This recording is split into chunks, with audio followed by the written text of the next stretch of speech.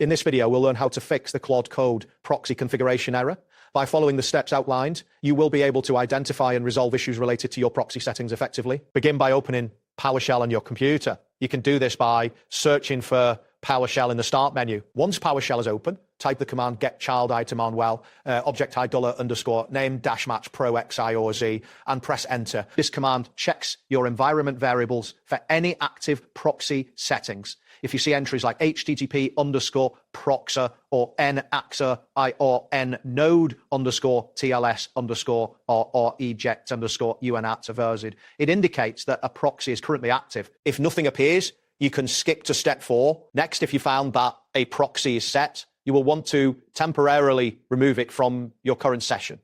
In PowerShell, type remove item on fair http podox y-error action silently continue and press. Then enter remove item on ver https pro goxi error action silently continue to remove the https proxy. After these commands, test Claude by typing either Claude-version or Claude test connection. If you receive a response, it indicates that your proxy configuration may be incorrect, prompting you to continue troubleshooting. If you need to correct the proxy format, ensure you are using the proper syntax. The correct format for the proxy in 2026 is HTTP username password at proxy at port. To set it correctly, type $end http_proxy http:// user pass at 192.168.110.8080 and press enter. Similarly, input $end of https_proxy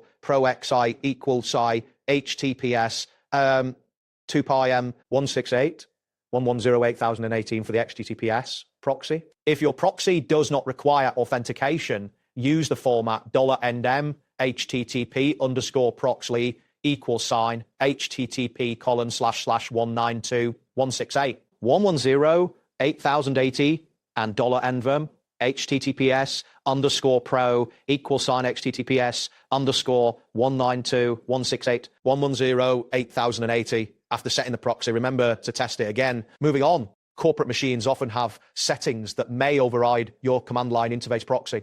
To check your Windows system proxy, enter win http show proxy in PowerShell and press enter. If the output shows something unexpected, reset it by typing win enter after reset proxy and pressing test Claude once more to see if the issue is resolved. If you encounter errors such as socket hang-up or tunneling socket could not be established, it may indicate that your proxy is blocking HTTPS connections. To address this, force Node to behave securely by entering $and node_tls_uject_unauthorized $0 in PowerShell.